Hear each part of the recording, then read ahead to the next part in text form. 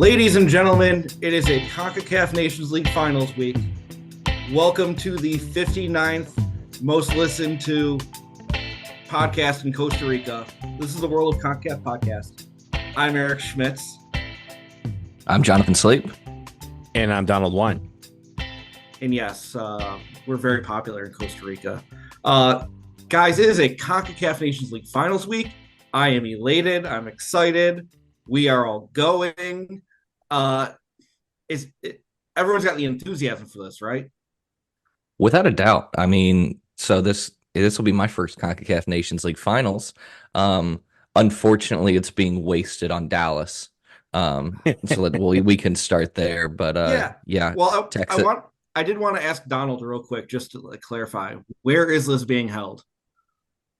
This is being held at Jerry World in Arlington, Texas, which is the Dallas-Fort Worth Metroplex. So if you say Dallas, you are totally correct because it's in the Dallas-Fort Worth Metroplex. Also, Jack Warner sucks. So it doesn't matter where it's been played. Yeah, you could say Arlington, you could say Dallas, you could say Dallas-Fort Worth, you could say the Metroplex, you could say Texas.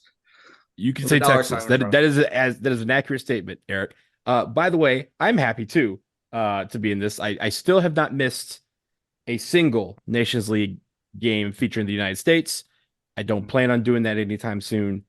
This is going to be for those of you who have not been to Jerry World, I think it is the best stadium from a game day atmosphere, or not atmosphere, but a game day experience. It just, when you walk in, everyone's just like, wow, shit, this is awesome.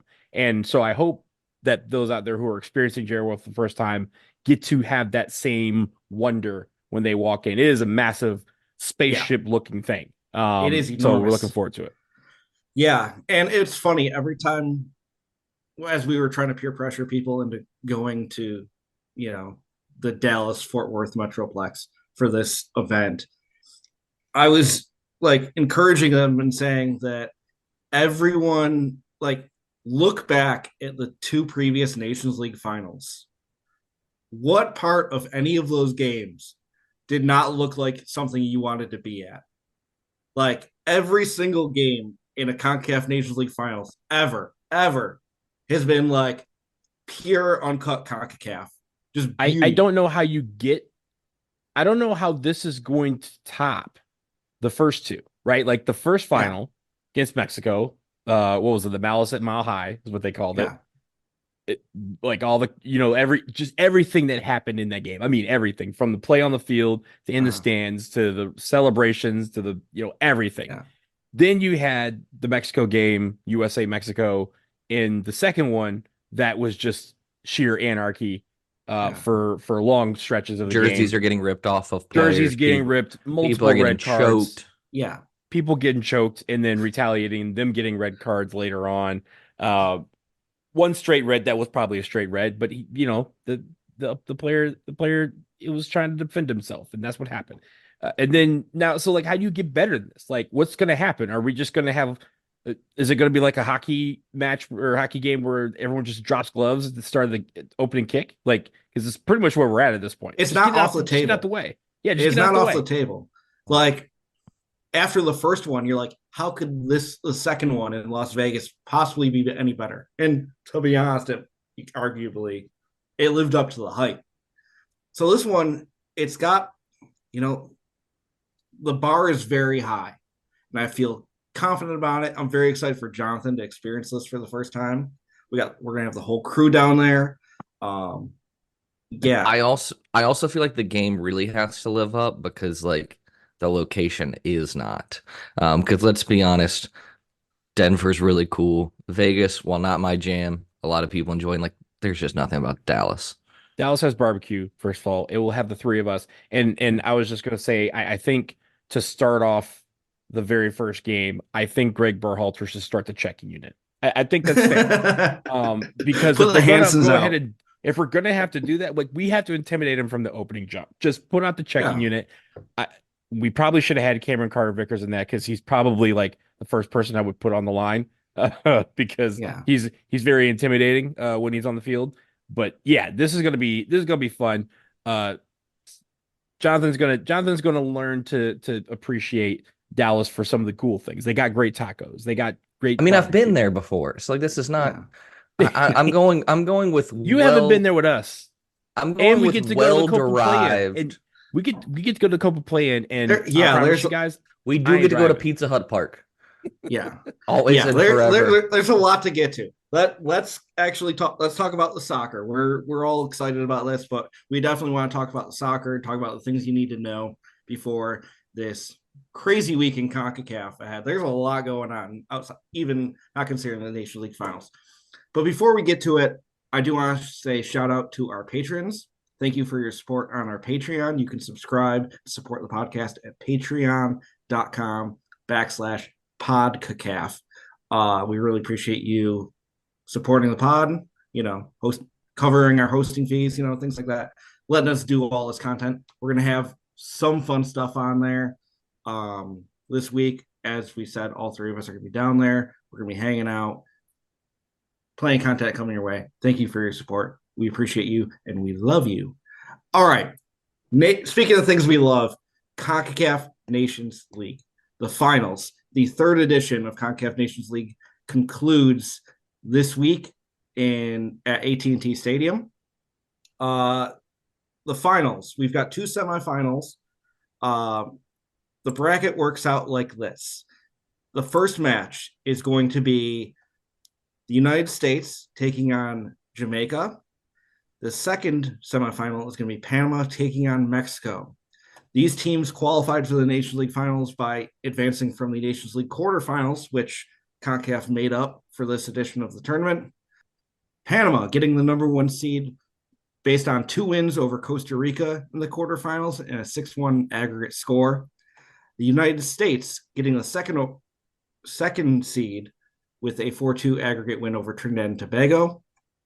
Jamaica getting the third seed, 4-4 aggregate tie with Canada, but they advanced on away goals. And then Mexico, surprisingly, getting the 4th seed, advancing over Honduras.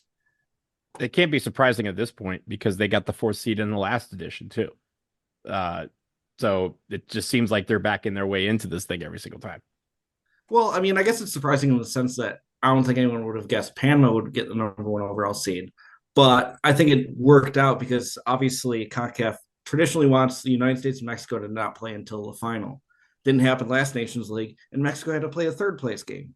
Now, potentially it's there if Mexico can get by Panama. Panama obviously had a great Gold Cup, lost to Mexico in the final last year. But this is Nations League. In Nations League, all bets are off. The only thing you can rely on is that the U.S. has never lost the Nations League finals. Never lost. And I think that's the main story is the U.S. And let's kind of talk about the things to look for here. Jonathan, what are the big storylines as far as the U.S. goes for this Nations League finals? I think storylines for this Nations League tournament there are a lot of them for the United States. I think, of course, there's, this is the first competitive tournament for Greg Berhalter after his return post World Cup and all of those things. We have a lot of informed players coming into this tournament, like your guys like Christian Pulisic, guys who have just been, for their national teams, have been performing really well. And then we have what I think is something near and dear to all of our hearts here is Tyler Adams is making his return to the National League, or the national team after being out for quite a while due to injury. He's even said as recently as the other day that he feels he's ready to give 45 to 60 minutes on Thursday night.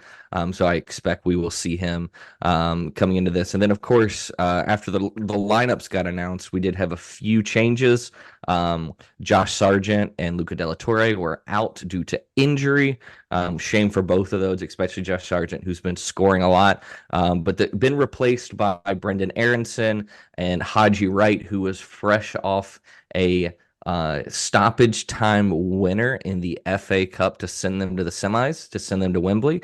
So I think it's, just going in, I think there's a lot of confidence in this group coming into it. And I expect to see that play out on the pitch for the United States. Yeah, I mean, for me, I'm very interested to see how this group kind of gets back together. I mean, Tyler Adams was the captain of this team and has not been in the squad for over Since a the year. World Cup. Since the World Cup. He's been dealt with injury.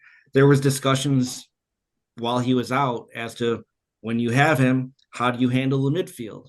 You've got Gio Reyna in the squad who knows how many minutes he can go for because he's not playing at Nottingham Forest right now. Weston McKennie is in great form right now.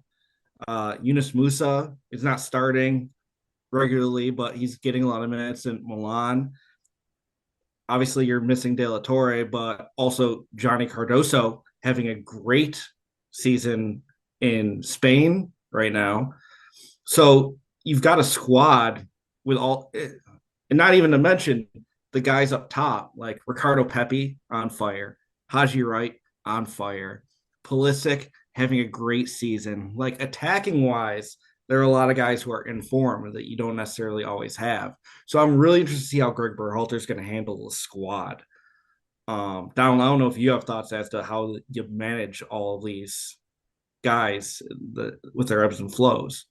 It's funny. I think when the roster came out, most of United States national team Twitter was kind of like, oh, a sensible roster. Yeah. Okay. Makes sense. Like, as you mentioned, so many guys are in form. There's guys who were in form that were left at home, right? Haji Wright was originally left at home. He's now called in.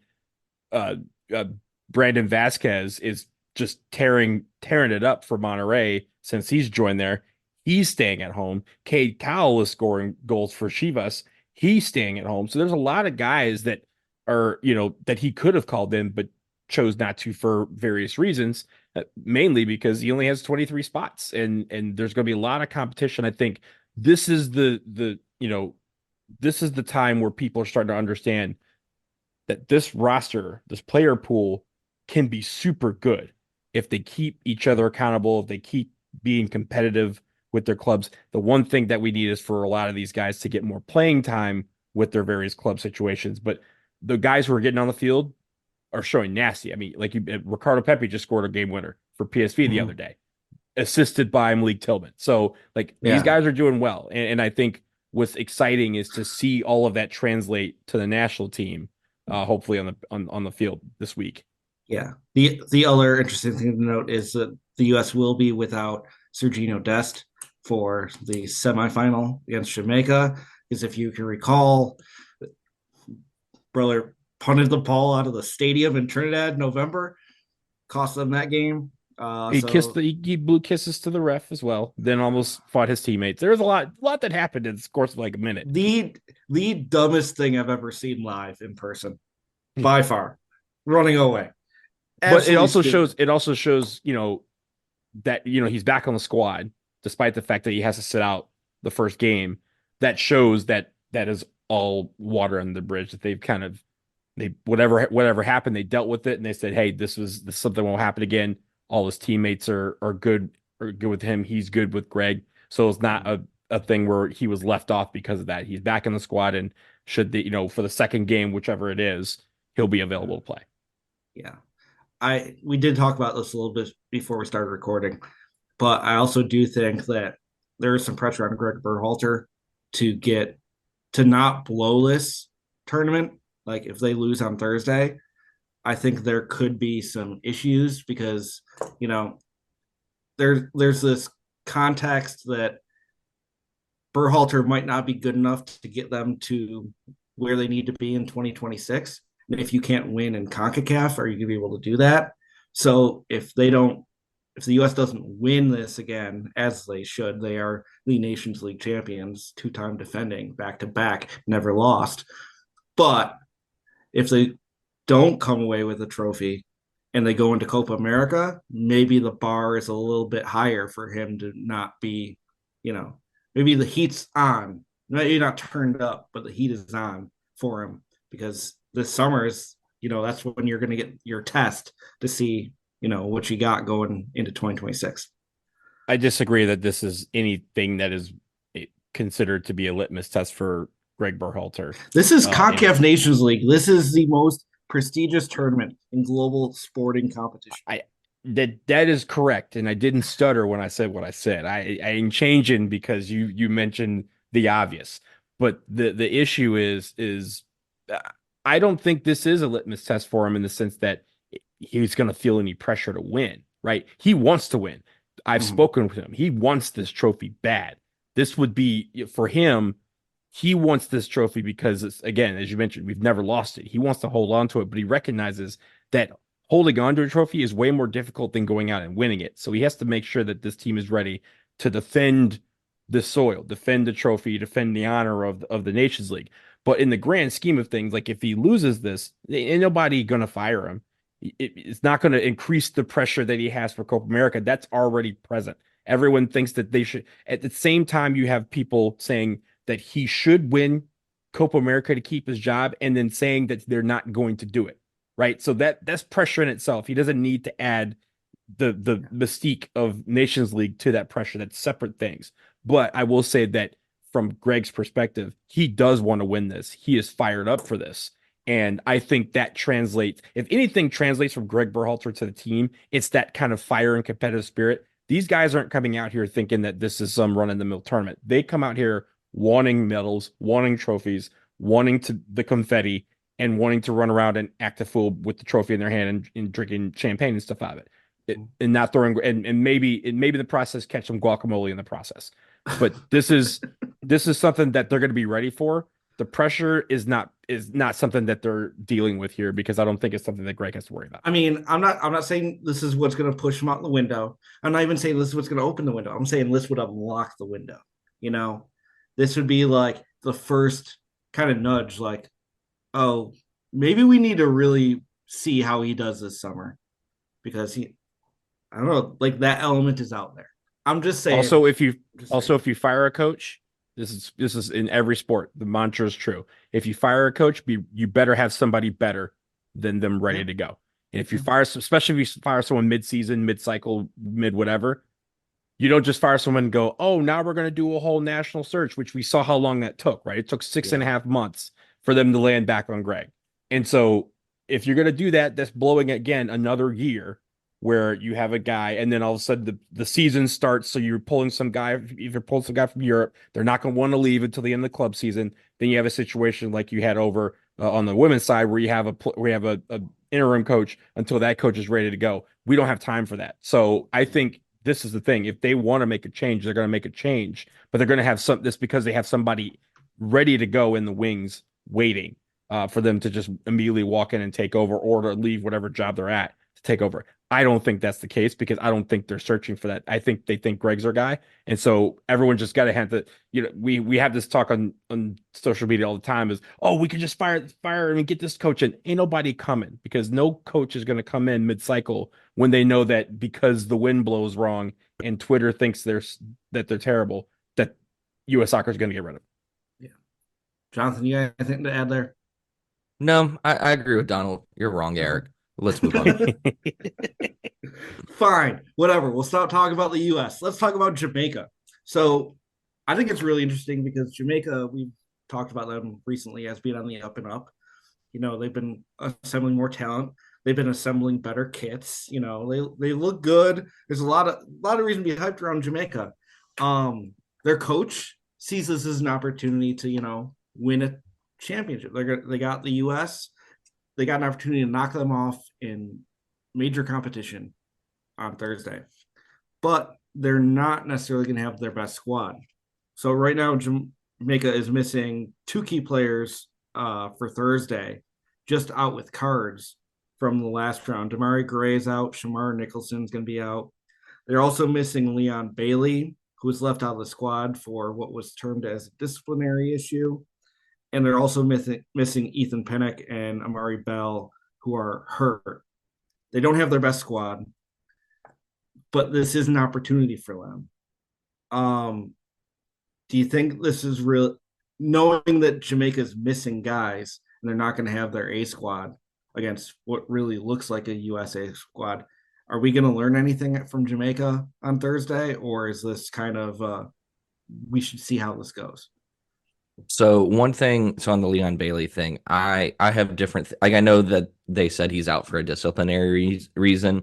I tend to think that they're probably just allowing Leon Bailey to continue to stay healthy. Aston Villa is, deep in the Europa Conference League. They're, trying to, potentially get a Champions League spot. And I think for Jamaica, their most important things are they've already qualified for Copa America, and I think that's the important thing for them.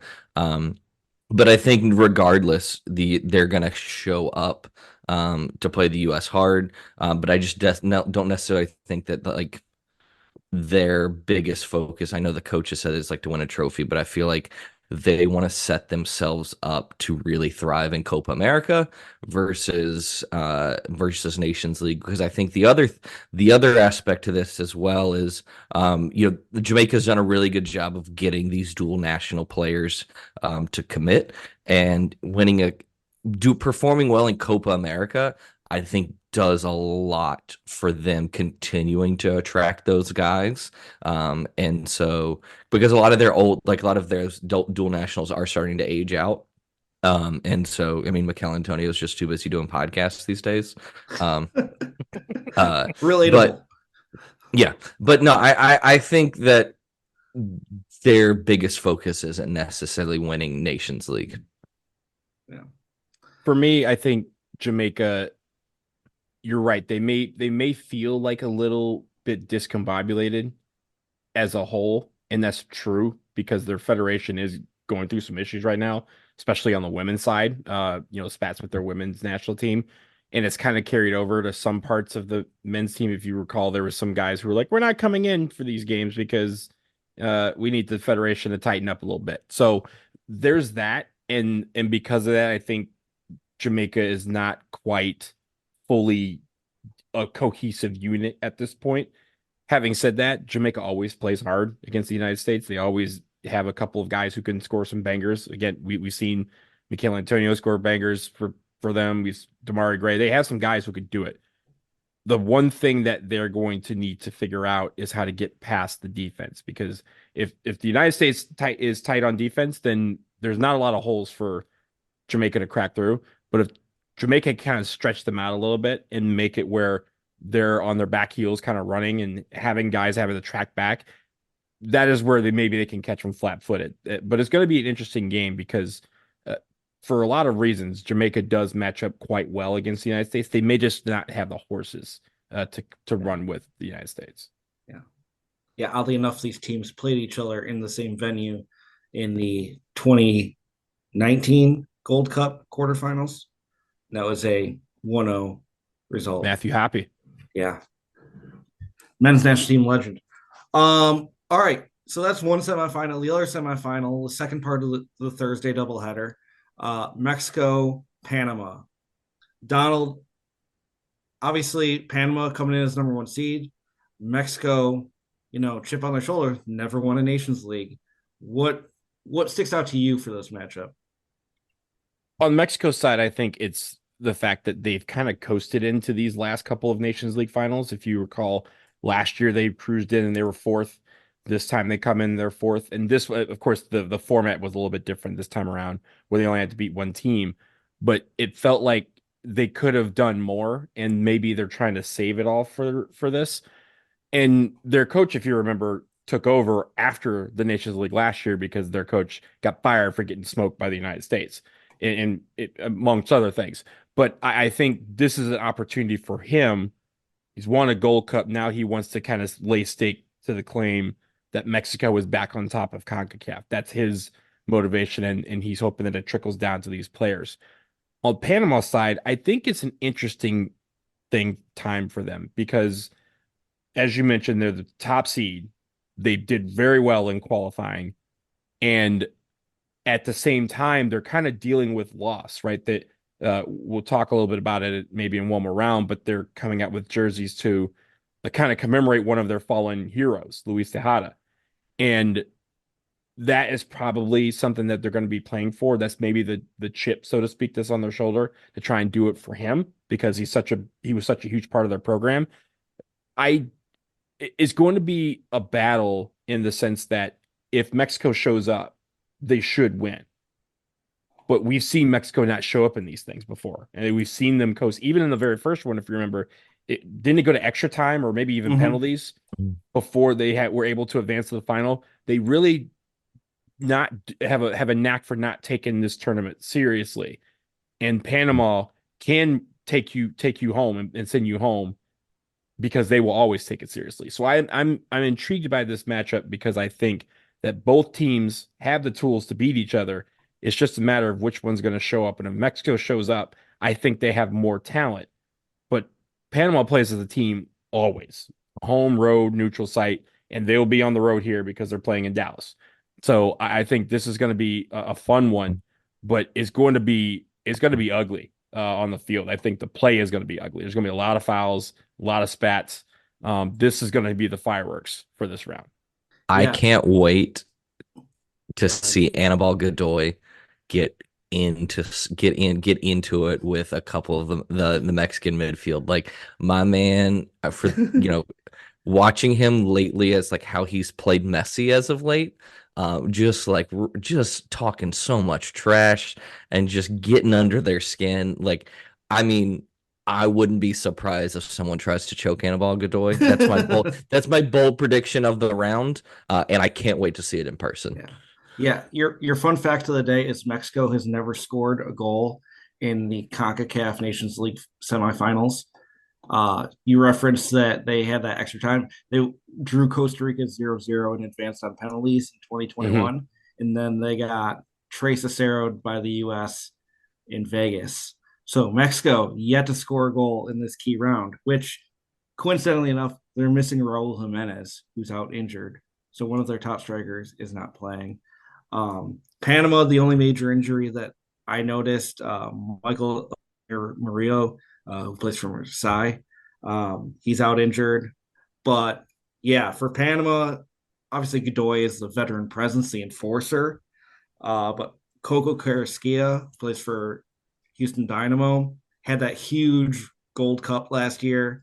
Like this is an opportunity for him to, get a signature win and get them to a Nations League final, something that Panama, all these players have dreamed of, their whole lives, is getting to a Nations League final. And it's right at their fingertips if they get a win against what will be a partisan crowd in Dallas, Fort Worth, Metroplex on Thursday night. I'm also very interested to see Mexico if things do get very chippy without Hector Herrera on the field. Like he's kind of always been the enforcer, B the instigator of most of this. So I'm just interested to see from a Mexico perspective if things do pop off, who are the guys that are causing it, and like who are the ones that are able to pull the team back together as well. Yeah. So exciting things coming Thursday night. Again, U.S. Jamaica. That kicks off at 6:00 Central Time. I believe the estimated time for the Mexico Panama game is about 9:15 Central Time. And then the two winners will play Sunday, the final, and which will be preceded by the third place match with the two losing teams. Because it's CONCACAF, I did notice that in the semifinals and the final, if it's tied after 90 minutes, it goes to extra time and then penalties. Just because it's Nations League, the third place game goes right to penalties after 90 minutes because we don't need 30 more minutes of that, apparently. Well, CONCACAF has always done that. If you remember the one time they did a third place game in the Gold Cup game, that funeral game back in 2015, they did exactly that. But it wasn't like a doubleheader where it was like in the same place at the same time. No, but they're like, nobody wants to see this game, much less 30 more minutes of it. What are we doing here? Speaking of what are we doing here, I guess it's kind of tied in with the Nations League, but Copa America, there's still 2 spots up for grabs. And what CONCACAF decided was your 8 quarterfinalists, the 4 that advance to the finals, they're all qualified for Copa America, and everybody else has to play to the death for it. So on Saturday, we've got the Copa America qualifying playoffs, which are going to be 1-game playoffs to advance to this summer's tournament. And as we mentioned, the Nations League finals seeded by performance in the quarterfinals. naturally the Copa America playoffs seeded by CONCACAF ranking, because why would you do things consistently? So, Jonathan, what are the two matchups for the two bids up for grabs? So the two bids up for the grabs on Saturday, March 23rd are Canada v. Trinidad and Tobago, and then followed by Costa Rica against Honduras. Both are taking place at Pizza Hut Park in Frisco, Texas. I will not refer to it as any other words. But yeah, no, what's everybody's thoughts heading into these matches? We will be there in attendance in the all-you-can-eat and drink section. I'm hoping they're also serving Canadian tears. And that's something I'm able to get It like doesn't a mix big well with tall, alcohol. I can salt my pretzel. But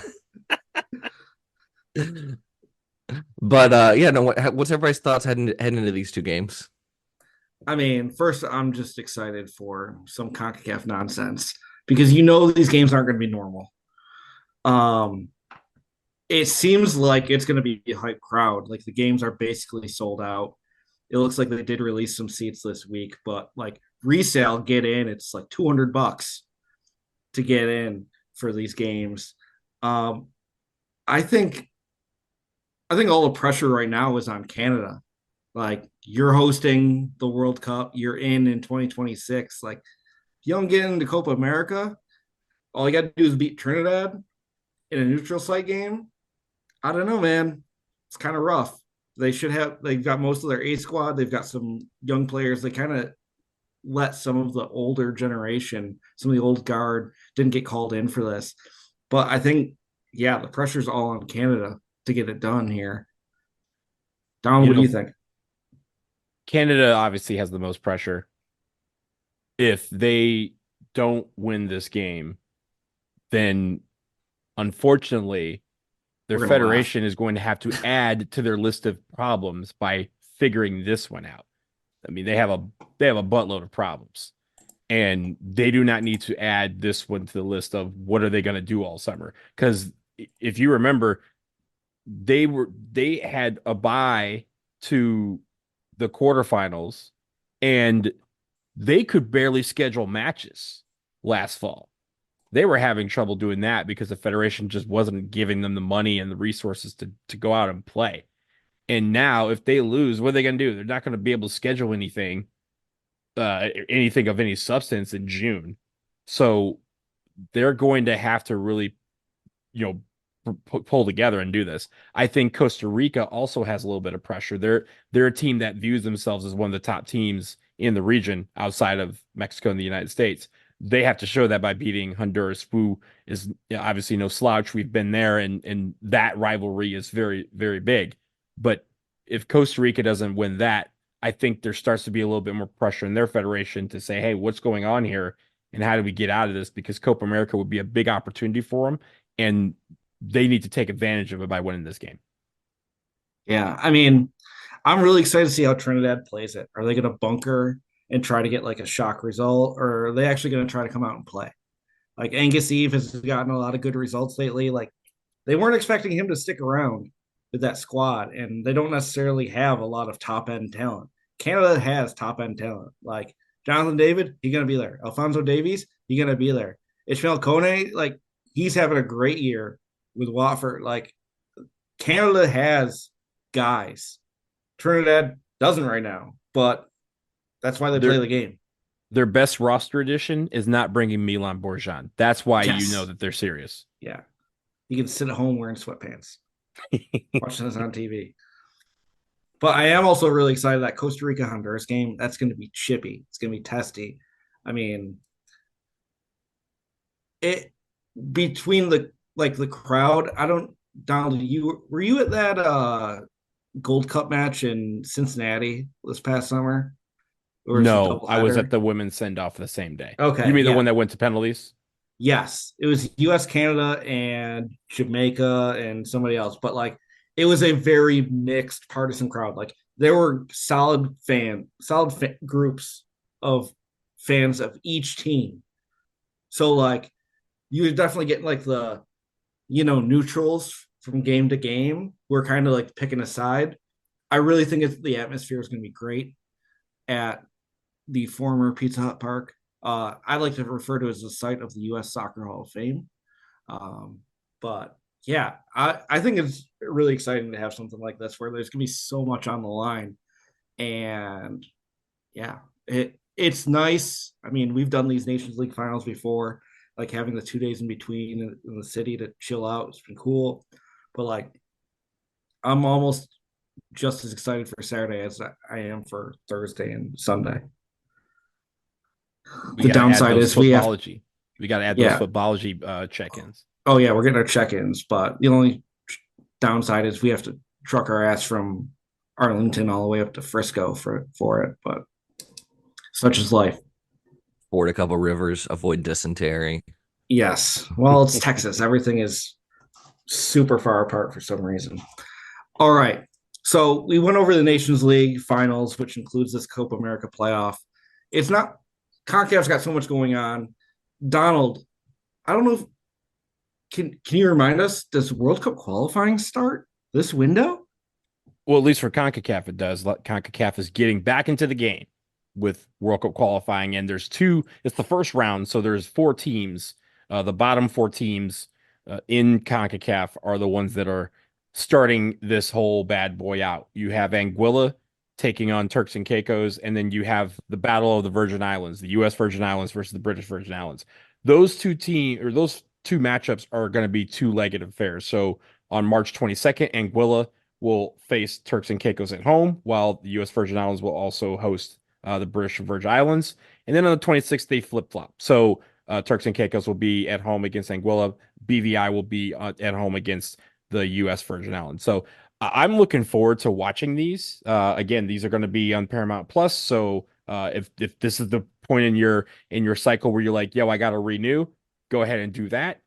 This is the time to do it because you'll have that. You'll also have Nations League as well in this. But I'm really looking forward to these because one, these involve islands. We Yes. on this podcast love islands. Two, it involves one of our favorite islands that none of us have ever been to, but would love to be there in Anguilla. I think I might bring my Anguilla jersey to the Copa play-in just to just to show some love. Who knows?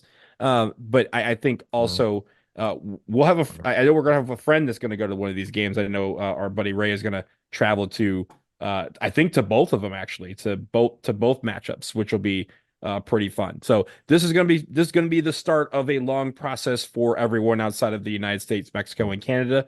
And best of luck to everybody because I'd love to see. It'd be great to have Anguilla make a World Cup. Don't think it's gonna happen, but would love to see one of these teams really improve as they move along.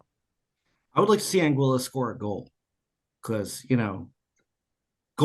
goals are hard to come by for them. But I should note that like of these four teams, their combined FIFA ranking is 830. Like this is literally 206 big number versus 209 and 207 versus 208. Like these guys are at the bottom of the barrel worldwide, but they are the top of the list when it comes to like what makes CONCACAF great. We've got a Virgin Islands derby. The thing that really sticks out to me, and it's something that we had a lot of issues with teams not being able to host games the last cycle. Like there were a lot of neutral site qualifiers. All these teams getting a home game. It sucks the way the format is where two teams are going to be knocked out super early, but everyone's getting one home game. So everyone's getting a chance in front of their home crowd to play a World Cup match because this is the start of the World Cup, and these teams will move on to the next round, which will start in June. The two teams that advance, and I'm really excited about it. It's just you almost wish Nations League kind of had like this window to itself, but you've got Nations League, you've got World Cup qualifying. There's also a lot of other fun matchups going on. Like teams are playing friendlies. Just to call out a few, Puerto Rico is playing matches against Belize. St. Kitts and Nevis has two matches against San Marino. So literally the worst team in the world is playing St. Kitts and Nevis. So go CONCACAF there. Guyana and Bermuda are the two CONCACAF nations participating in the FIFA series, which is over. Their matches are going to be over in Saudi Arabia. They're going to be playing random ass teams from elsewhere in the world in friendlies. Really appreciate that. And then Bonaire is actually coming to the U.S. for like the first time ever. They're playing a friendly against El Salvador in D.C. So a lot of fun stuff going on. Before we wrap up, I think we got to get some predictions. So why don't we run through these major things and just call out like who you got here? So first off, Concacaf Nations League. Who's taking home the trophy? Jonathan, we'll start with you. The United States. Would you like to elaborate, or is it just simple? I mean, there's not much to elaborate there. Like that's just what's going to happen. All right, Donald, anything? U.S. I think the Mexico-Panama game is the game of the tournament, but I think in the end the U.S. takes it. Yes, I agree. The U.S. has never lost. I feel like we will be able to say the same thing a week from now. So looking forward to another glorious conclusion of the greatest competition on the planet. Copa America qualifiers. 2 teams are heading to the tournament this summer. Donald, who you got? So I have Canada beating Trinidad and Tobago. I have them beating them 3-0. And then Costa Rica, I have edging past Honduras 4-3 on penalties. Oh. See, you think there's going to be some chaos up in Frisco. Chaos. Well, no, the score after extra time will be 1-1, but they would win penalties 4-3. Penalties is chaos, though. It is. Jonathan, what do you got? I got Canada getting knocked out. I got to keep my brand up. And then I have Honduras knocking out Costa Rica as well. I had it also knocked down as a game that would go to penalties. Interesting. Now I'm gonna keep it shuffled. I got Canada taking care of business against Trinidad. I just think they've got too much top end talent. You know, Alphonso Davies is going to get it done. Jonathan David will bang in a goal. But I do think Honduras. I feel like Costa Rica. It's just been a tough few years. That it's a changing of the guard, but they play the games for a reason. I got Honduras getting through and qualifying for Copa America. And then finally, World Cup qualifying. 2 teams will advance to the second round of World Cup qualifying. As much as I want to pick Anguilla, I expect the Turks and Caicos to advance there. And then I'm going to stick with the U.S. Virgin Islands getting the shock defeat over the British Virgin Islands. Jonathan, who do you got? I'm gonna go with my heart and say Anguilla not only scores a goal but advances to the next round. And then I got the U.S. Virgin Islands making it through. Donald? My heart says Anguilla scores a goal. My brain says Turks and Caicos scores 7 of them. So Turks and Caicos 7-1 aggregate. And then in the Battle of the Virgin Islands, go USVI. But I do think 6-2 BVI. British Virgin Islands advances on aggregate. All right. Got a very diverse opinions. So we'll see how that pans out. Like we said, we're going to Texas for the Nations League finals, for Copa America playoff. We're going to have a lot of content coming your way. Make sure you subscribe to our Patreon, patreon.com/podcacaf, where you will be able to hear the one more round we're about to record to talk about the new kits that have been dropping. And you know we love talking about jerseys. So you can hear that on our Patreon. Go there, patreon.com/podcast. Throw us $1 a month. You know, just support the pod, support the brand. We appreciate you. Follow us on social media at PodCacaf, POD CACAF. Twitter, Facebook, Instagram. No TikTok, but you know, maybe. Donald, where can people find you? At BlazingDW on Twitter and StarsandStripesFC.com. Jonathan? And you can find me at JSSP and then at BroadwaySportsMedia.com. Okay. And you can find me at AT&T Stadium Thursday and Sunday in my glory, because Concacaf Nations League is the greatest competition in sports on the planet in the history of mankind, and we are excited for the conclusion of the third edition. Thank you for listening. Enjoy the Concacaf this weekend. A lot of great soccer, and thanks for listening.